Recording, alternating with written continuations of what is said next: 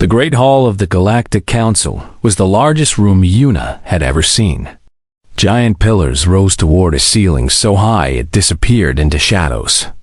Lights floated in the air like small suns, and representatives from 100 different species sat in curved rows that circled the central platform. This was where the fate of worlds was decided. This was where Yuna had come to beg. She walked slowly toward the center, her silver scales catching the light with each step. Her legs felt weak. Her heart beat too fast. Behind her, a small holographic device floated, ready to show the council what words alone could not describe. Yuna was the last ambassador of Velith Prime. Her people were small, peaceful, and had never harmed anyone in their long history. They were farmers and artists, teachers and dreamers. They had no great armies, no powerful weapons, no treasures worth stealing. They had only their world, their families, and their simple lives, and now all of it would be gone. The hollow swarm had appeared 6 months ago at the edge of their star system. At first, Yuna's people did not understand what they were seeing. The swarm looked like a dark cloud moving through space, blocking out the stars one by one. Then the cloud came closer, and they saw the truth. It was not a cloud at all. It was a living thing, made of billions of creatures, each one larger than a mountain. They moved together like a single hungry animal, and they ate everything in their path. 3 colony stations fell in the first week. The swarm did not attack them in any normal way. It simply swallowed them whole, consuming metal and flesh and energy until nothing remained. Yuna watched the recordings with tears streaming down her face. She saw families running, children crying, brave defenders firing weapons that did nothing against the endless dark tide. Her government sent her away before the swarm reached the homeworld. They gave her one mission: find help. Find anyone willing to stand against this horror. Find hope for the billions who remain behind. For 3 months, Yuna traveled from system to system, species to species. She visited the Kethany first, for they were known as the wisest beings in the galaxy. Their cities floated among the clouds of gas giants, and their libraries held knowledge older than most stars. Yuna knelt before their council and showed them what the swarm had done to her people. The Kethany listened politely. They asked intelligent questions. They analyzed the data with their advanced computers. Then they gave their answer. "We are sorry for your loss," their speaker said, his voice calm and cold. "But Velith Prime holds no strategic importance to our interests. The resources required to mount a defense would exceed any possible benefit. We must decline." Yuna begged. She cried. She offered everything her people had. The Kethany simply looked away. She went next to the Marathi, ancient beings who had existed since the first stars were born. They lived inside hollowed moons and spent their endless lives studying the universe. Surely they would help. Surely they would care. The Marathi calculated probabilities. They ran simulations. They debated among themselves for days while Yuna waited, hoping. The mathematical likelihood of successful intervention is 3.7%. They finally announced. "This falls below our threshold for action. We advise you to accept the inevitable." The Draken Empire was her last hope before the council. The Draken were warriors, proud and strong, with fleets that had conquered 1,000 worlds. If anyone could fight the swarm, it was them. The Draken commander laughed in her face. "Your people are already dead," he said. "They simply do not know it yet. We will not waste our soldiers on corpses." Now Yuna stood before the full Galactic Council, her last chance, her final hope. She activated the holographic device, and images appeared in the air around her. She showed them her homeworld, beautiful and blue, covered in forests and oceans. She showed them her cities, small and clean, where her people lived in peace. She showed them her children, 2 small ones with silver scales like their mother, playing in a garden filled with flowers. Then she showed them the swarm. Gasps echoed through the great hall. Even species who had lived for millions of years had never seen anything like this. The hollow swarm filled the screen, an endless darkness that moved with terrible purpose. It consumed stars. It devoured planets. It left nothing behind but empty space. "Please," Una said, her voice breaking. "I know we are small. I know we are weak. I know we have nothing to offer you. But we are alive. We dream. We love. We hope. Does that mean nothing? Does our existence have no value at all?" She fell to her knees, no longer able to stand. "I am begging you, not as an ambassador, not as a representative of my government. I am begging you as a mother who wants her children to live. Help us, please. Someone, anyone, help us." Silence filled the great hall. The representatives looked at each other, at the floor, at anything, except the crying woman before them. One by one, they shook their heads. One by one, they turned away. Una felt something inside her break. She had failed. Her children would die. Her people would be forgotten. Everything they had ever been would disappear into the darkness of the swarm. Then a voice spoke. "We will help." Una looked up. A human woman had stood from her seat in the far corner of the hall, where the youngest species were placed. Humans had only discovered faster than light travel 100 years ago. They were considered primitive by most standards, barely worth noticing. But this human woman stood tall, her eyes filled with something Una had not seen in any other species. It was not pity. It was not calculation. It was something simpler and more powerful. It was anger. "The Terran Republic will answer your call," the woman said.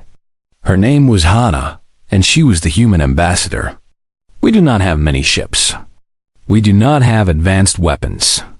But we have something more important. We have the will to try." Other representatives laughed.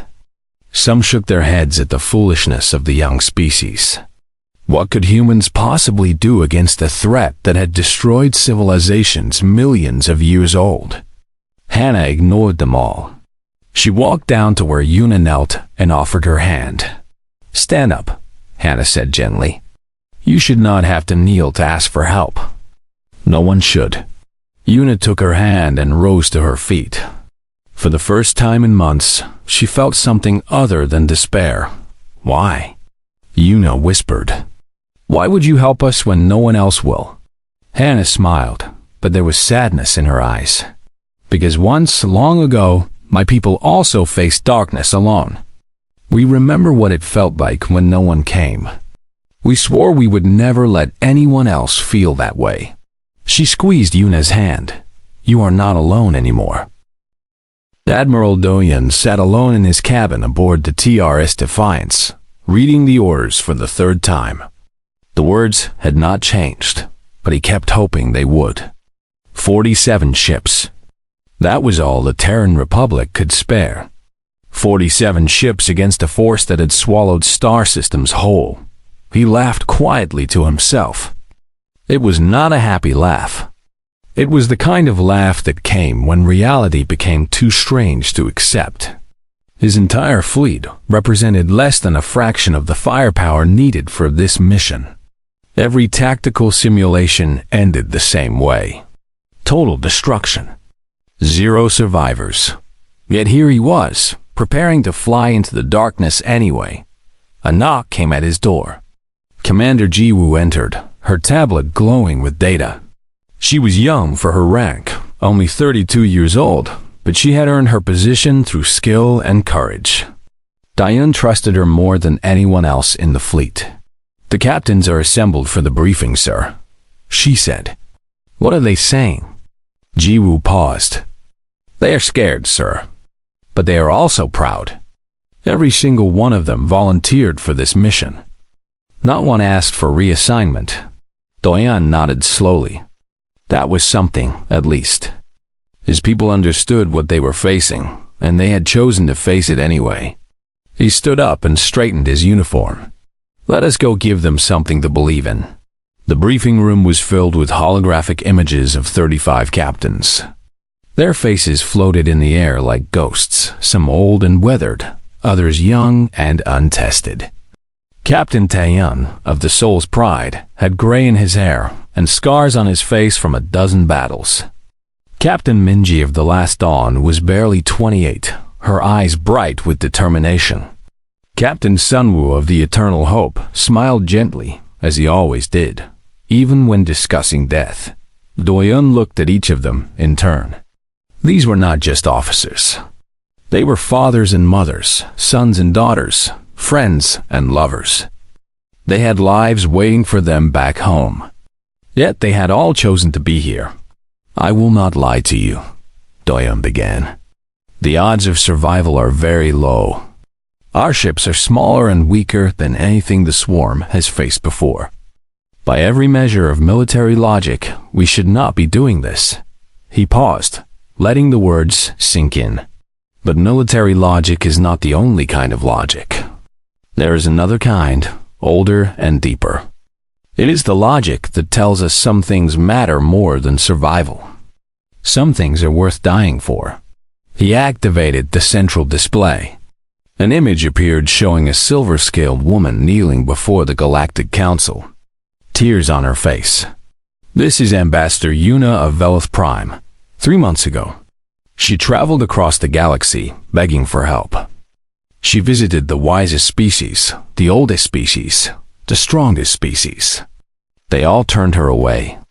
They calculated costs and benefits. They measured strategic value. They decided her people were not worth saving. Doyan's voice hardened. We disagreed. Captain Taeyun leaned forward. Sir, what exactly is our mission objective? We cannot destroy the Swarm. We all know that. No, we cannot, Doyan agreed. But we can buy time. Every hour we hold the line is another hour for evacuation ships to escape. Every minute we fight is another family that reaches safety. We may not be able to save everyone, but we can save someone. And that is enough. Captain Minji spoke next. What about support? Will any other species join us? Unknown. Ambassador Hannah is working on that. But we must plan as if we are alone. Captain Sunwoo smiled his gentle smile. Then we will be alone together. That is not so bad. The briefing continued for another hour. They discussed tactics, formations, and contingency plans. They talked about which ships would protect the evacuation convoys and which would form the front line. They made arrangements for what would happen if certain captains fell, who would take command, who would carry on. When it was over, the captains returned to their ships. Diane remained in the briefing room, staring at the star map. Velith Prime was a small dot of blue light, surrounded by the vast red stain of the Swarm's territory. Jiwoo stayed with him. Sir, may I ask you something personal? Of course. Why did you accept this command? You could have refused. No one would have blamed you. Diane was quiet for a long moment. Then he spoke. When I was a child, my grandmother told me a story. During the old wars on Earth, there was a village threatened by a flood. The elders told everyone to flee, but one old woman refused to leave. She said her home was all she had, and she would rather die than abandon it. The young men of the village could have left her behind. No one would have blamed them. But instead, they stayed. They built walls. They fought the water with their bare hands. Most of them died. But the village survived. He turned to face Jiwoo. My grandmother asked me what I learned from that story. I said the young men were foolish because they could have lived if they had run. She slapped me across the face. Then she told me I had learned nothing. Jiwoo waited. The lesson was not about survival, Doyan continued. It was about meaning. Those young men could have lived longer if they ran. But what kind of life would it have been? They would have spent every remaining day knowing they abandoned someone who needed them. The village would have been destroyed. Everything those people built would have been lost forever. He looked back at the star map. I do not want to live in a galaxy where we calculate the value of lives like counting coins. I do not want to be part of a species that walks away from suffering because it is inconvenient. If that makes me foolish, so be it. I would rather be a dead fool than a living coward. 3 days later, the human fleet arrived at Velith Prime. Yuna watched them emerge from hyperspace, her hearts filled with conflicting emotions. Hope, because help had finally come. Fear, because she saw how small that help truly was. She met Admiral Diane on the orbital station. He was shorter than she expected, with kind eyes and steady hands. He did not look like a warrior. He looked like someone's father. "Admiral," she said, "I must ask you the same question I asked Ambassador Hana. Why? Why did your people come when everyone else refused?" Diane considered her question carefully. "Because you asked," he said simply. "And someone should have answered." Yuna did not know how to respond to that. In all her travels, no one had given her such a simple reason. Everyone else had talked about strategy and resources and probability. This human spoke only of asking and answering, as if it were the most natural thing in the universe. "Your ships," she said quietly. "They are so small." Doyin smiled. "Yes, we are a young species. We do not have the technology of the elder races. But we have something they seem to have forgotten. What is that? We still remember what it feels like to be small and scared and alone. We remember what it means to hope for rescue that never comes. That memory lives in our bones, in our blood, in everything we are." He placed his hand over his heart. "We could not save ourselves back then, but maybe we can save you now. And that would mean everything." The hollow swarm entered the Velith system like a living nightmare. Yuna stood on the observation deck of the orbital station, watching the stars disappear one by one. The darkness spread across the sky like ink dropped in water, blotting out everything it touched. She had seen recordings of the swarm before, but nothing could prepare her for seeing it with her own eyes. It was alive. All of it. Billions of creatures moving together as one, each the size of a small moon. They had no metal ships like normal species. They were their own ships, biological horrors born in the space between galaxies. Their bodies absorbed light instead of reflecting it, making them appear as holes in reality itself. On the bridge of the Defiance, Admiral Doyan watched the tactical display turn red. Numbers scrolled across the screen, each one worse than the last. The swarm outnumbered them by a factor of millions. Their 47 ships were like drops of water facing an ocean. "All ships, this is Admiral Doyan," he said into the fleet communication channel. "Execute defensive formation Alpha 7. Our priority is protecting the evacuation convoys. Remember why we are here. Every minute counts." Behind the human fleet, hundreds of Velith transport ships carried millions of refugees toward the system's jump gate. They were slow, fragile vessels, never designed for war. If even one swarm creature reached them, thousands would die. Commander Jiwoo reported from her station. "Sir, the swarm is spreading out. They are trying to surround us. Let them try. Signal Captain Taeyeon to take the eastern flank. Captain Minji takes the west. We hold the center." The battle began not with a dramatic explosion, but with silence. The swarm creatures moved without sound, without warning. One moment they were distant shapes against the stars. The next moment they were everywhere. Captain Taeyeon's soul's pride was the first to engage. His ship darted between two massive swarm creatures, guns blazing. The energy blasts struck the dark flesh of the monsters, leaving glowing wounds that slowly healed. But Taeyeon was not trying to kill them. He was trying to annoy them, to draw their attention away from the evacuation ships. "Come on, you ugly things," Taeyeon muttered as he pulled his ship into a tight turn. Follow me. That is right. Forget about those transports. I am much more interesting. 3 swarm creatures changed direction to chase him. Their massive bodies moved with terrible speed, tendrils reaching out to grab his ship.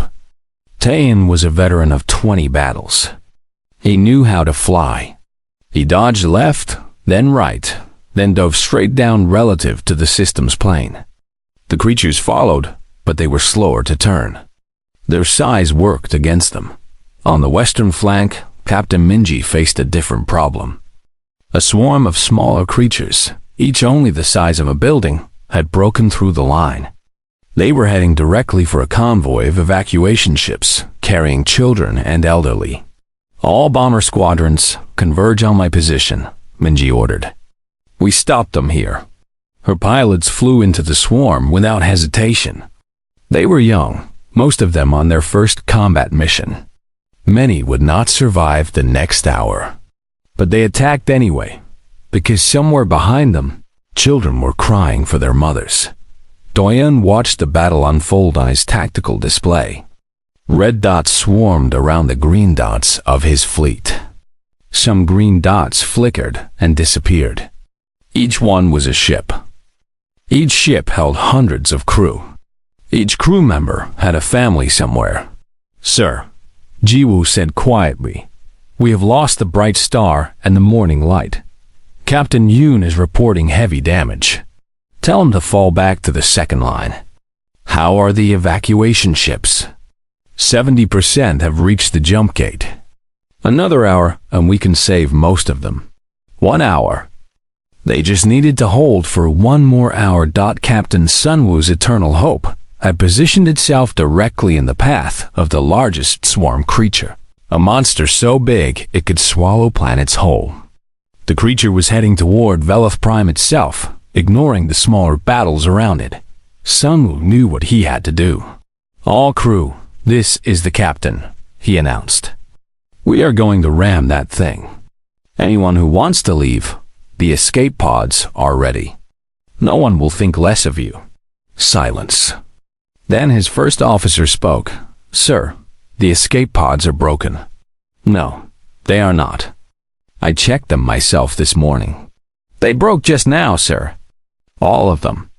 Very unfortunate. Sunwoo smiled his gentle smile.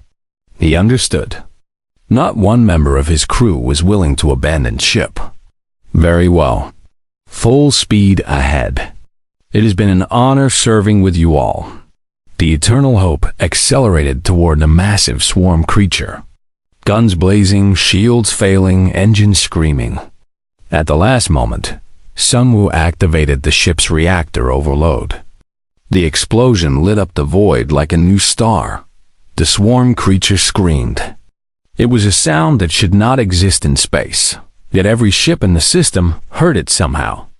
The explosion had torn a hole in the monster's side, a wound that would not heal quickly. On the Defiance, Doyoung closed his eyes for a moment. Another captain gone. Another ship lost. How many more would fall before this was over? Then Jiwoo gasped. Sir, you need to see this. Doyoung opened his eyes and looked at the display. New signatures were appearing at the edge of the system. Dozens of them. Then hundreds. Identify. Jiwoo's voice shook with disbelief.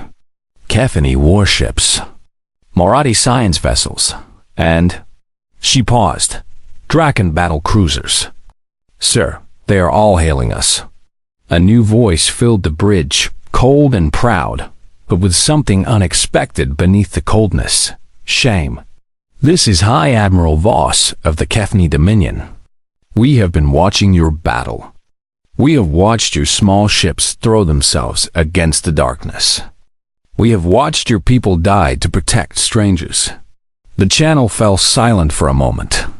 We were wrong to refuse. We see that now. The Kephani stand with humanity. Another voice joined in, ancient and slow. The Marathi have recalculated. We were measuring the wrong variables. We are here. Finally, a rough warrior's voice. The Draken Empire does not follow, but Perhaps we can walk beside you. For today. Diane stared at the display. The red dots were still overwhelming, but now there were more green dots appearing every second. Thousands of ships from species that had refused to help, now rushing to join the fight. Sir, Jiwoo whispered, what changed their minds? On the orbital station, Yuna had found the answer. A young Kefani officer had secretly broadcast the human fleet's stand across the galactic network. Billions of beings had watched as 47 tiny ships attacked an impossible enemy. They had watched Captain Sunwoo smile as he flew to his death. They had heard Admiral Doyen's orders to protect strangers at any cost. The galaxy had watched. And for the first time in a very long time, the galaxy had felt something other than cold calculation. They had felt ashamed that Du-Yun allowed himself one small smile. Then he opened the fleet channel. All ships, this is Admiral Doyen. It seems we have some new friends. Let us show them how humans fight. The battle continued, but now the light was pushing back against the darkness. The war room of the combined fleet was a chaos of different species trying to work together. Kefani officers stood beside human navigators. Marathi scientists argued with Draken warriors. A dozen different languages filled the air, translated by machines that struggled to keep up. Yet somehow, in the middle of all this confusion, they were winning. Admiral Doyen stood at the central command table, surrounded by holographic displays. Beside him, High Admiral Voss of the Kethany watched with cold eyes that held a new respect. On his other side, a Marathi elder floated in a liquid-filled sphere, its ancient mind processing data faster than any computer. And across the table, Draken Commander Thax crossed his massive arms and waited for orders. Yes, orders. From a human, that was the strangest part of all. When the combined fleet formed, the species needed to choose a single commander. The Kethany were oldest and wisest. The Draken were strongest. The Marathi were smartest. Any of them would have been logical choices. They chose Doyen instead. Voss explained it simply. Your people showed us something we had forgotten. Perhaps you can show us more. Now Doyen faced the greatest challenge of his life. The swarm was wounded but not defeated. Billions of creatures still filled the system. And somewhere in the asteroid belt, hidden among the rocks, lay the swarm's central intelligence. Kill it, and the swarm would scatter. Fail, and all their sacrifices meant nothing. The central intelligence is heavily defended, Doyen said, pointing to a cluster of red dots on the display. Thousands of swarm creatures guard it. A direct assault would cost us half our fleet. Commander Thax growled. Then we attack directly. The Draken do not fear death. I know you do not. But there is a difference between courage and waste. We need a plan that uses our strengths together. He moved the display, showing different parts of the battlefield. Kethany precision ships will strike at the outer defenses. Your targeting systems are better than ours. You can hit weak points we cannot even see. Marathi vessels will analyze the swarm's responses in real time and feed that data to all our ships. The enemy adapts, but if we adapt faster, we win. He looked at Thax. Draken forces will hold the main line. I need your warriors to keep the bulk of the swarm busy. Draw their attention. Make them angry. You are very good at that. Thax actually smiled, which was terrifying on his face. We are the best at that. And the humans? Voss asked. Du-Yun took a deep breath. We go for the heart. A small strike team, fast and flexible, punching through while everyone else creates the opening. It is the most dangerous mission. It is likely one way. Silence fell over the war room. Everyone understood what he was saying. The humans would sacrifice themselves to end the threat. I will lead the strike team, Commander Jiwoo said. Doyen turned to her. No, I need you here, coordinating the fleet. With respect, sir, You need to be here coordinating the fleet. You are the one they chose to follow. I am, she paused. I am expendable. No one is expendable. Jiwoo smiled sadly. Then let me choose to be valuable. Let me choose what my life means. Doyeon wanted to argue. He wanted to order her to stay. But he looked in her eyes and saw the same determination he had seen in Captain Sunwoo before his final flight. Some things were bigger than survival. Very well, he said quietly. Pick your team. 12 ships. The fastest we have. The strike team assembled in secret while the main battle raged. Jiwoo chose her ships carefully. Some were veterans who had fought since the beginning. Others were young pilots who wanted to prove themselves. All of them knew they probably would not return. Among the volunteers was a Cathany captain named Yenai. When Jiwoo asked why she wanted to join, the alien answered simply, Your admiral taught us that courage matters more than calculation. I wish to learn this lesson fully. A Draken warrior named Kren also joined. My people said the Velith were already dead. We were wrong. I would die to prove we can be better. Even a Marathi scientist, too old to fight, uploaded their consciousness into one of the strike ships. I have lived for millions of years, they said. It is time to do something truly meaningful. The attack began at dawn, measured by Velith Prime's rotation. The Cathany fleet swept toward the asteroid belt, their precision weapons cutting through swarm defenders like surgical tools.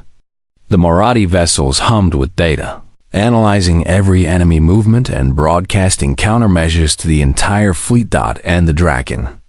The Draken were glorious. Commander Thax led his warriors in a direct charge against the largest concentration of swarm creatures. Their battle cries echoed across all communication channels, ancient war songs that had not been sung in centuries. They did not try to survive. They tried to destroy as many enemies as possible, and in doing so, they drew the swarm's attention away from the real threat. Jiwoo's strike team slipped through the chaos like ghosts. 12 ships, small and fast, heading for the Central Intelligence.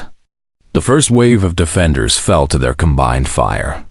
The second wave took one of their ships. Stay together, Jiwoo ordered. Protect each other. But the path grew harder with each kilometer. The swarm knew what they were doing now. Creatures converged from all directions, trying to block their approach. A second ship fell. Then a third. Captain Yenai's vessel took a direct hit. Her shields failed. Her hull cracked. But she kept flying, using her dying ship as a weapon, ramming into a massive defender that blocked Jiwoo's path. For meaning, Yenai whispered before her ship exploded. Kren's warship flew beside Jiwoo, absorbing attacks meant for her. His guns never stopped firing. When 3 creatures grabbed his vessel with their tendrils, he activated his self-destruct without hesitation. Draken do not follow, he said with a grim laugh. We lead. By the time Jiwoo reached the Central Intelligence, only her ship remained. The Defiance II, crewed by human volunteers who had given up everything for this moment. Before her floated the heart of the swarm. It was not a creature like the others. It was more like a brain, a vast network of neural tissue that connected all the billions of swarm organisms. Kill it, and the swarm would lose its coordination. Kill it, and they would win. But her weapons were nearly empty. Her shields were gone. Her engine was failing. There was only one option left. All crew, Jiwoo announced. Prepare for collision course. It has been my honor. No one argued. No one cried. They simply did their jobs until the very end. The Defiance II accelerated toward the Central Intelligence. The swarm screamed across the void, trying to stop her, but it was too late. At the moment of impact, Jiwoo activated the reactor overload, just as Captain Sunwoo had done. The explosion was the brightest thing the system had ever seen. On the Defiance, Admiral Doyeon watched the Central Intelligence die. All across the battlefield, swarm creatures stopped moving. Some flew in random directions. Others simply drifted, mindless, without their guiding intelligence. The coordination that made them so dangerous was gone. Doyan lowered his head. The victory was theirs. But the cost? He opened a channel to the entire fleet. The swarm is broken. Commander Jiwoo and her team gave their lives to make this possible. Remember them. Remember all of them. Across thousands of ships from a dozen different species, silence fell. Even the Draken, who never showed weakness, bowed their heads in honor. The darkness had been defeated. But the light that drove it back had come at a terrible price. The Battle of Velith Prime lasted 17 days. When it finally ended, the hollow swarm was broken beyond recovery. Its creatures scattered into the void between galaxies, mindless and lost without their central intelligence. They would never threaten another world again. Of the 47 human ships that first answered Yuna's call, only 11 remained. Thousands of human lives had been lost. Thousands more from other species who joined the fight. The victory was complete, but no one felt like celebrating.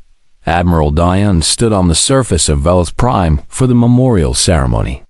The sky above was clear and blue, finally free of the darkness that had threatened to consume it. Around him stood representatives from every species that had fought. Kethany stood beside Draken. Moradi floated beside humans. Old enemies had become allies. Old strangers had become family. A great wall had been built in the capital city, carved from white stone that glowed in the sunlight. On it were written names. So many names. Diane read them silently as he walked along the wall, remembering faces that went with each one. Captain Sunwoo, the man who smiled even when flying to his death. Captain Taeyeon, the veteran who had fought his last battle protecting strangers. Captain Minji, the young woman who ordered her pilots to defend children she had never met. Commander Jiwoo, his friend, his partner, the bravest person he had ever known. Thousands of others, humans and aliens, young and old, all of them choosing to stand when they could have run, all of them giving tomorrow so that others could have one. Yuna found him at the end of the wall, standing alone. Her children walked beside her, their small silver hands holding hers. They were alive because of the names on this wall. Their entire species was alive because strangers had cared enough to die for them. Admiral, Yuna said softly. Doyan turned. His eyes were red, though he tried to hide it. Ambassador, your world is beautiful. I am glad we could save it. Yuna looked at the wall, at the thousands of names carved into white stone. I have traveled across the galaxy, she said. I have met species ancient beyond imagination. I have seen wonders that most beings cannot comprehend. But I have never seen anything like your people. Diane shook his head. We are nothing special. We are just stubborn. Too stubborn to know when we should give up. No, Yuna's voice was firm. You are what every species in this galaxy claims to be, but so few truly are. You saw suffering that was not your own, and you chose to act. You faced impossible odds, and you refused to accept them. You heard a stranger beg for help, and you answered when no one else would. She knelt down so she was at eye level with her children. These are Myra and Tay, she said. They exist because of you, because of everyone on this wall. They will grow up knowing that the universe contains beings who care about more than themselves. That is a gift beyond measure. The children looked at Diane with wide eyes. The little girl, Mira, stepped forward and held out a small flower made of folded paper. It was a craft that Velith children made to say thank you. For you, she said shyly.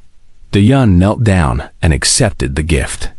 His hands trembled slightly. Thank you, little one. I will treasure this forever. Later that day, the Galactic Council held an emergency session. It was not in the great hall where Yuna had once begged for help. That hall had been retired, its cold architecture now considered a symbol of shame. The new council chamber was smaller, warmer, designed to bring species together rather than keep them apart. The council speaker, an ancient Marathi who had witnessed the first stars born, addressed the gathered representatives. We come together to correct a wrong. When the Velith people faced extinction, we calculated and deliberated.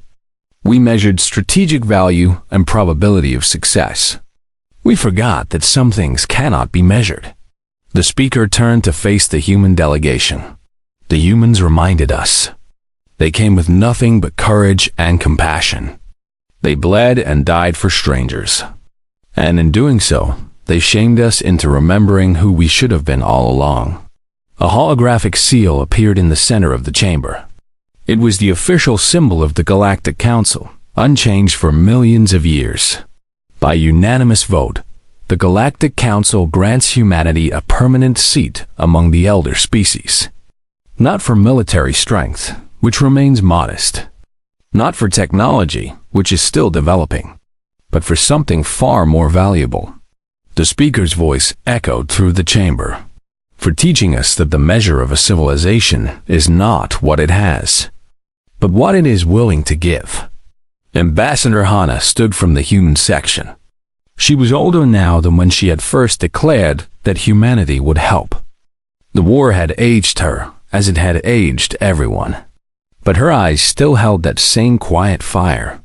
We accept this honor, she said, but we accept it on behalf of everyone who fought. Human, Kethani, Marathi, Draken, and all the others. We accept it on behalf of everyone who died. And we accept it with a promise. She looked around the chamber at all the different species gathered together. Humanity promises to always answer when someone asks for help. We promise to never calculate the value of lives like counting coins. We promise to remember that courage is not the absence of fear, but the choice to act despite it. This is who we are. This is who we will always be. 5 years passed. Velith Prime flourished under the protection of the new Galactic Alliance. The Hollow Swarm became a memory, a nightmare that had been defeated by unity and sacrifice. The species that once refused to help now worked together, bound by shared purpose and shared shame. In the rebuilt capital city of Velith Prime, a statue stood in the central square. It showed Ambassador Yuna kneeling, tears on her face, despair in her posture. And beside her, a human hand reached down to help her rise. The human figure had no specific face. It could have been anyone. That was the point. Admiral Doyen visited the statue every year on the anniversary of the battle. He was retired now, spending his days teaching young officers at the academy. His hair was gray and his body was tired, but his spirit remained strong. On this visit, a young Velith child approached him. She had bright silver scales and curious eyes. "Are you the famous admiral?" she asked. Doyen smiled. "I am just an old man who did what needed to be done. My teacher says you saved our world. Many people saved your world. I just helped." The child looked at the statue, then back at Doyen. "Why?" she asked. My teacher could not explain. Why did the humans help when no one else would? Doyen thought about the question. It was the same question Yuna had asked him years ago. The same question journalists and historians had asked countless times. He had given many answers over the years, some simple, some complex. But today, looking at this innocent child, he gave the truest answer he knew. "Because you asked," he said. "And because we remembered what it felt like to be alone and afraid.